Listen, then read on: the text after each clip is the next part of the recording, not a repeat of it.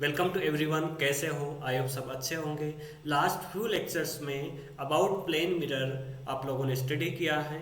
आज plane mirror का DPP solve करते हैं। तो डीपीपी नंबर 1 आपके पास में है। उसका पहला क्वेश्चन स्क्रीन पे गिवन है। ओके बच्चे, ऐसे स्क्रीन को पॉज कीजिएगा और पहले खुद ट्राई करो। देखो यहाँ क्वेश्चंस में क्या गिवन है। व्हेन लाइट वेव, एक लाइट वेव है, उसका रिफ्लेक्शंस हो रहा है, मतलब आपके पास में कोई शाइनी सरफेस यहाँ है, लाइट रे से इंसिडेंट हुई और वापस चली गई सेम मीडियम में। बट यहाँ क्या बोला गया, रिफ्लेक्शन कहाँ से हुआ? फ्रॉम एयर टू ग्लास, यानी ये सरफेस आपका, ये मीडिया एयर है और यहाँ ग्लास है। सिंपल सा है कि सर आपके पास में डेंसर होना चाहिए और ये रेयर है, ऐसे ही बोला गया है। और क्या बोल रहा है कि आपके पास में फेस शिफ्ट कितना होगा, फेस चेंज कितना होगा। तो फिर ध्यान रखना, ये वेव ऐसे आई और आपके पास में ऑलरेडी आपको बताया गया है जब भी डेंसर से रिफ्लेक्शंस होता है तो आपके पास में 180 का फेस शिफ्ट मिलेगा। बट कब मिलेगा? जब डेंसर से होता है। यदि रेयर सरफेस से रिफ्लेक्शन होता तो आपको जीरो होता। ठीक है, तो यहाँ कौन सा ऑप्शन सही रहेगा? C for Champa is correct answer. Okay, got it. Next question पे चलते हैं। तो यहाँ क्या बोला है कि एक रे ऑफ लाइट है, वो इंस्टेंट किया है एट 50 डिग्री। कितने से? 50 degree. Okay, on the middle of the one of the two mirror, आपके पास दो मिरर अरेंज किया गया है like that. Two mirrors arrange है, एंगल कितना आपके पास में? 60 डिग्री है। यहाँ बोला गया है सर एक लाइट रे इंस्टेंट किया है, आफ्टर इंस्टेंट वो दूसरे मिरर पे आती है लाइक डेट, और यहाँ से रिफ्लेक्शंस होता है, पहले मिरर वापस आती हैं और यहाँ से रिफ्लेक्ट हो जाती हैं। ये आपका मिरर 1 है, ये मिरर 2 है। और सेकंड आपके पास में यहाँ सर एंगल कितना है, कितने एंगल पे इंसिडेंट हो रही है? ये यहाँ पे इंसिडेंट किया है इसने, आपका एंगल है 50 डिग्री। यदि ये 50 है, इसका मीनिंग ये एंगल भी क्या होगा? 50 डिग्री होगा। और देखो यदि मैं इस ट्राइंगल की बात करता हूँ यहाँ से ए ओ बी में, तो सर ये वाला एंगल कितना आएगा? सर 40 डिग्री आना चाहिए। ये 60 है, यानी 60 प्लस 40 100 हो गया। टोटल 180 होता है, तो ये रिमेनिंग आपके पास में आ जाएगा, ये 80 डिग्री आ जाएगा। और आपको पता है सर नॉर्मल, किसी भी सरफेस का नॉर्मल 90 डिग्री बनाता है। तो यदि मैं यहाँ एंगल्स की बात, तो मेरे पास में ये जो एंगल यहाँ पे मिलेगा वो एंगल कितना आएगा? 90 डिग्री आएगा। यदि ये एंगल 90 डिग्री है तो आपका इतना एंगल कितना बचेगा? This one is 10 degree.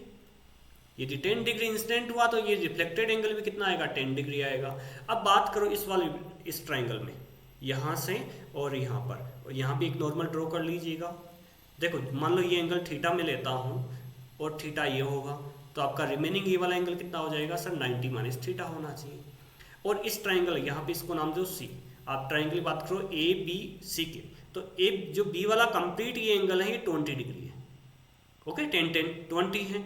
Okay, और आपके पास में इतना ये पूरा एंगल है, ये क्या होगा? 90 प्लस 50 यानी 140 डिग्री ये वाला है।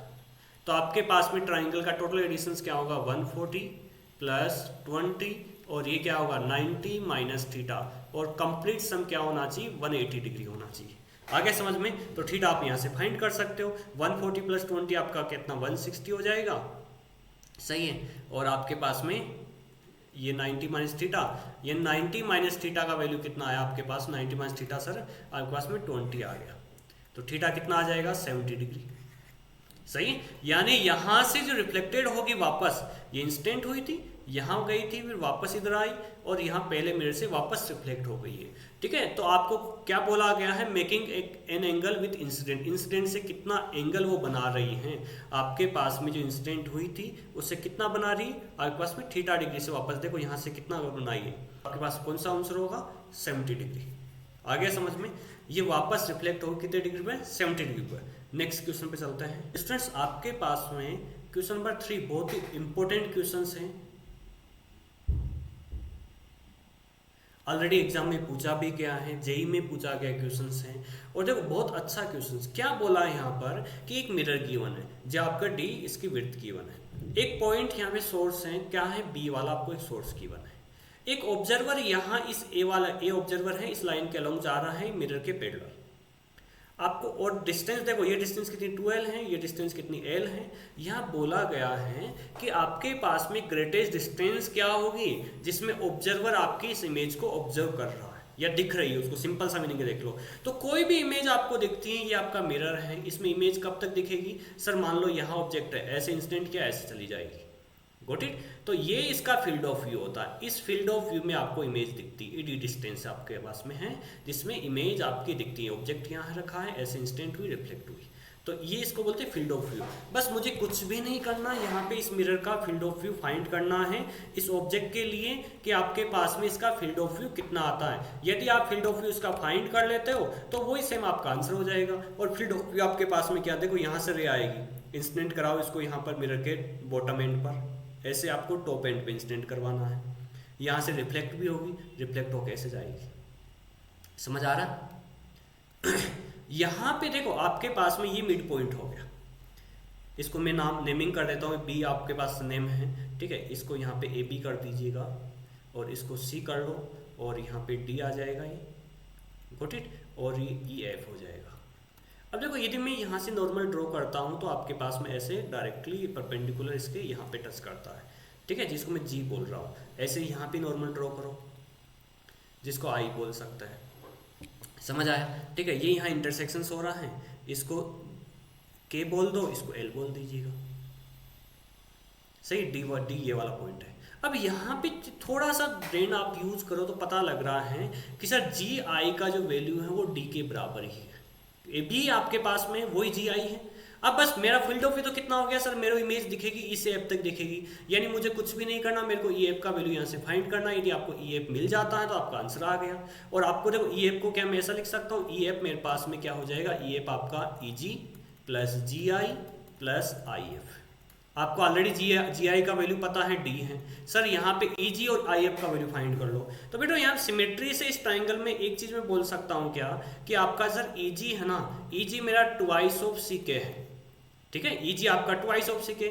ऐसा ही में जो आई एफ है इसको बोल सकता हूँ ट्वाई ऑफ एल डी, आपके पास एल डी का ट्वाइस है, गोट इट। और देखो यहाँ से एल डी है ना, यदि मान लो मैं यहाँ से एक यहाँ मिड पॉइंट यहाँ पे ड्रॉ करता हूँ तो ये आपका कितना डिस्टेंस होगा, ये डी बाई टू होगा।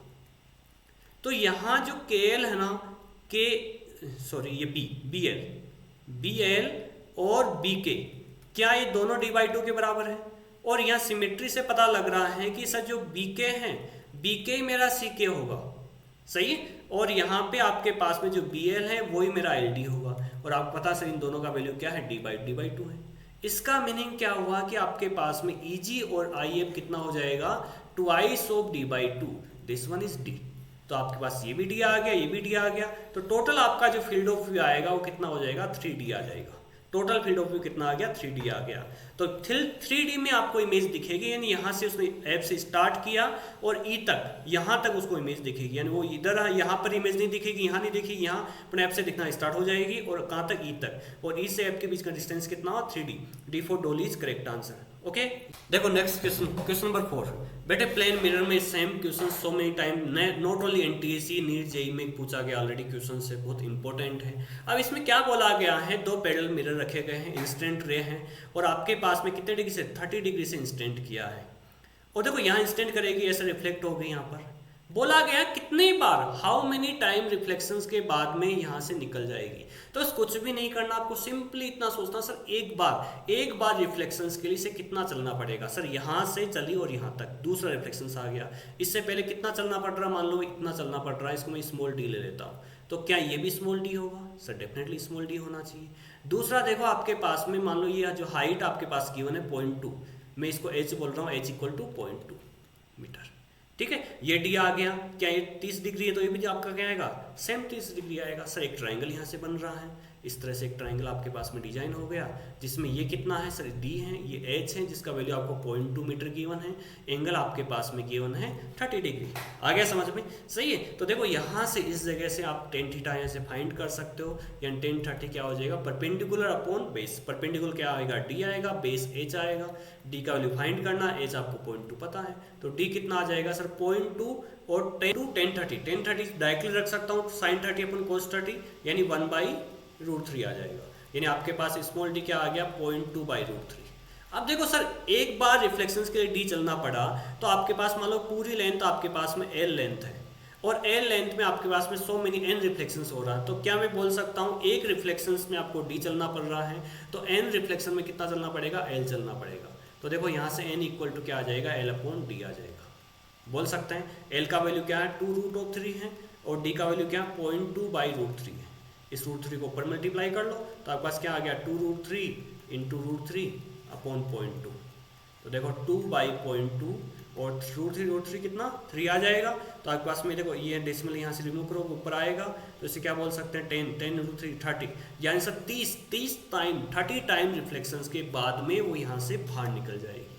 ठीक है, 2√3 लेंथ का जो मिरर है ये दोनों आपके पास में यहाँ से जब आउट होगी उस टाइम पे कितने रिफ्लेक्शंस हो चुके होंगे 30 रिफ्लेक्शन 30। तो B4 Basant is correct answer. बहुत अच्छा क्वेश्चन है आपके पास में। देखो यहाँ क्या गिवन है 3 प्लेन मिरर्स गिवन है और बोला गया तीनों म्यूचुअली परपेंडिकुलर। ध्यान रखना 3 रूम की 3 वॉल अपन कंसिडर कर सकते हैं और जब 3 मिरर आपस में म्यूचुअली परपेंडिकुलर होते हैं तो इंसिडेंट, ध्यान रखना एंगल यहाँ से क्या पूछा इंसिडेंट और रिफ्लेक्टेड के बीच में एंगल पूछा है। सही, तो आपके पास रिफ्लेक्टेड होती है वो बाउंस बैक हो जाती है 180 डिग्री आ जाएगा। जब ध्यान रखना 3 मिरर आपके पास में डायरेक्टली कंसेप्चुअल क्वेश्चन है, कोई सॉल्यूशन रिक्वायर्ड नहीं है। C4 चंपा इज करेक्ट आंसर। 3 आप वॉल की 3 रूम की 3 वॉल कंसिडर कर सकते हो जो आपके पास में क्या है म्यूचुअली परपेंडिकुलर है। एक में इंसिडेंट किया है, दूसरे पे आएगा, फिर तीसरे पे आएगा, वापस बाउंस बैक होगा, तो फर्स्ट वाले के अपोजिट डायरेक्शंस में हो जाता है। ठीक है, तो C4 6 बहुत इजी क्वेश्चन है पर कंसेप्चुअल है। देखो बहुत अच्छा क्वेश्चन है, हल्का सा घुमा दिया गया है, बच्चा कंफ्यूज हो जाता है। यहाँ पर बोला क्या है आपके पास में एंगल थीटा गिवन है। सही, प्लेन मिरर को रोटेट इमेज का यहाँ पूछा गया, तो ध्यान रखना प्लेन मिरर तो डायरेक्ट कंसेप्ट है सर। प्लेन मिरर में आपके पास में इमेज का साइज ऑब्जेक्ट का साइज ऑलवेज बराबर होता है, चाहे मैं मिरर को कितने डिग्री से रोटेट कर रहा हूँ। ठीक है, मिरर को कैसे रखूँ डजंट मैटर, आपके पास में इसका मैग्निफिकेशन आपके पास में 1 आता है। हाँ, आपके पास में इरेक्ट इमेज बनेगी नो डाउट, सही है, इमेज इरेक्ट होती है +1 आपको मिलेगा और आपके पास में बराबर साइज की इमेज बनती है चाहे कितनी डिग्री से रोटेट कराऊं, तो remain same in the size. तो C4 चंपा इज करेक्ट आंसर। नेक्स्ट देखो क्वेश्चन नंबर 7। क्वेश्चन नंबर 7 यहाँ क्या बोला गया है ऑब्जर्वर वॉल फ्रॉम अवे, ध्यान रखना अवे फ्रॉम प्लेन मिरर। ये प्लेन मिरर मेरे पास में है, इससे ऐसे दूर जा रहा हूँ। ठीक है, सपोज यहाँ ऑब्जर्वर था और यहाँ से ये V = बोला 6 मीटर पर सेकेंड। तो ध्यान रखना ये डायरेक्शन इंसिडेंट रे का डायरेक्शन पॉजिटिव होता है, तो इसके ऑब्जर्वर का स्पीड क्या हो जाएगा ऑब्जेक्ट का -6 मीटर पर सेकेंड। Got it. बोला द वेलोसिटी ऑफ इमेज, यानी वेलोसिटी ऑफ इमेज पूछा है विद रिस्पेक्ट ऑब्जेक्ट, यानी VI - VO पूछा गया है। सही, VI कितना है सर, VI नहीं पता, बट एक चीज आपको पता है सर यदि मिरर रेस्ट में होता है तो यदि ऑब्जर्वर मिरर की तरफ जितने स्पीड से आएगा उतने से इमेज आएगी, या अपोजिट वे से देखो मिरर यहाँ रखा है, ऑब्जर्वर दूर जा रहा है इससे ऑब्जेक्ट, तो इमेज भी इससे दूर जाएगी। जितने स्पीड से ऑब्जेक्ट दूर जाएगा उतने से इमेज जाएगी, यानी इमेज यहाँ पे बनेगी और ऐसे स्पीड से बाहर जाएगी, इससे दूर जाएगी और स्पीड क्या होगी 6 मीटर पर सेकेंड। क्या पॉजिटिव कंसिडर कर लो कि इंसिडेंट रे की डायरेक्शंस में ही। Okay sir, got it. तो आपके पास में VI कितना हो जाएगा सर +6 और VO क्या -6, तो कितना आंसर आ गया सर 12 12 मीटर पर सेकेंड। ध्यान रखना यहाँ पे इमेज का विथ रिस्पेक्ट मिरर नहीं ऑब्जेक्ट पूछा गया है, तो कितना हो जाएगा C4 चंपा इज करेक्ट आंसर 12 मीटर पर सेकेंड। नेक्स्ट क्वेश्चन देखिएगा, बोला गया small object is place 10 centimetre in front of plane mirror. ये आपके पास एक प्लेन मिरर है, इसके फ्रंट में एक ऑब्जेक्ट रखा गया है, कहाँ पर, इसका डिस्टेंस है यहाँ से 10 सेंटीमीटर। Okay got it. ये ऑब्जेक्ट है, बोला गया है इफ यू बिहाइंड, यानी आप यहाँ पे खड़े हो, ठीक, दिस इज यू, और आपका डिस्टेंस यहाँ से कितना गिवन है 30 सेंटीमीटर गिवन है सर। Got it. ओके, आप बोला गया है एंड लुक इट्स, आपने इस ऑब्जेक्ट की इमेज को देखा, तो यहाँ इसकी जो इमेज बनेगी सर इमेज यहाँ बननी चाहिए, जिसका डिस्टेंस क्या होगा सर 10 सेंटीमीटर यहाँ से होगा। बट इमेज का डिस्टेंस आपसे कितना हो गया, आपसे आपके पास में 30 तो आप खुद थे, 10 पे यहाँ इमेज बनी, तो कितना आ गया 40 सेंटीमीटर, यानी आपसे जो इमेज का डिस्टेंस है वो कितना आ जाएगा 40 सेंटीमीटर आ जाएगा। अगला क्वेश्चन देखिएगा, यहाँ पे 2 प्लेन मिरर्स हैं और इंक्लाइंड है 72 डिग्री, यानी ऐसे एक दूसरे से 72 डिग्री। ठीक है, नंबर ऑफ इमेज पूछा गया है, ऑब्जेक्ट कहाँ है बिटवीन देम, बिटवीन यानी सिमेट्रिकल ऑब्जेक्ट यहाँ रखा गया है। देखो बेटे आपको दोनों कंसेप्ट बता रखा, आप एन वाला कंसेप्ट भी यूज कर सकते हो 360/θ वाला, या आपको क्रॉस वाला मैंने प्रोजेक्ट भी बता रखा है, उससे भी आप कर सकते हो, कोई दिक्कत नहीं है। वैसे मैं एन वाला यहाँ यूज कर लेता हूँ क्योंकि ज़्यादा ईजी रहेगा। और जब आपको पता सिमेट्रिकल ऑब्जेक्ट आपके पास में होता है, ठीक है, पहले तो एन फाइंड करो, एन कितना आ रहा है, इवन आ रहा है, ऑड आ रहा है, 360/72, आपके पास भी कितना आ जाएगा सर 5 हो जाएगा। ठीक है, 72 × 5 360। Got it. बट ध्यान रखना जब भी आपको ओड आ जाता है तो ओड केस में आपको इवन और ओड चेक करना पड़ता है। ओड वाले केस में। तो ओड जब आता है और यदि मेरे का सिमेट्रिकल ऑब्जेक्ट होता है तो मेरी नंबर ऑफ इमेज बनती है n-1। तो आपकी नंबर ऑफ इमेज क्या हो जाएगी 5-1, दिस वन इज 4 आपके पास C for Champa here also correct answer. आपको बोला गया एक मेन है, आपके पास में ये मिरर रखा गया है और यहाँ मेन है, मेन की हाइट कितनी h है। इस टाइप के बेटे so many question, 4-5 question discuss करवाए थे आपको। इसको खुद की इमेज देखनी है तो सिंपल सा आंसर खुद की हाइट के रिक्वायर्ड मिरर होगा। बट ध्यान रखना आपके पास में मिरर का एक ग्राउंड क्लियरेंस सेट किया जाता है। ये जो आई है, आई कब या आई टॉप कब दिखेगा, मान लो मैं यहीं आई इस जगह आई ले लेता हूँ, यहाँ पर यहाँ आईज है तो यहाँ से आया ऐसे और रे यहाँ आनी चाहिए। और ये बॉटम कब दिखेगा, जब यहाँ से रे ऐसे रिफ्लेक्ट होकर मेरे पास यहाँ आनी चाहिए। इसका मीनिंग सर आपके पास में रिक्वायर्ड साइज ऑफ मिरर ये वाला है। तो आपकी हाइट h है तो ये कितना हो जाएगा आपके पास में h/2, यानी रिक्वायर्ड साइज ऑफ मिरर कितना हो जाएगा h/2। आपकी हाइट कितनी थी यहाँ पे, h आपकी हाइट थी और आपके पास में मिरर रिक्वायर्ड कितना होगा h/2। पर ध्यान रखना यहाँ पे ग्राउंड क्लियरेंस क्या होगा, ये इतना ग्राउंड क्लियरेंस होगा। आपके हाइट के हाफ का आपके पास में ग्राउंड क्लियरेंस होना चाहिए, इतनी हाइट ऊपर मिरर रखा होना चाहिए। ठीक है, okay got it, okay thank you students. Next DPP solve करते हैं, उस टाइम मिलते हैं।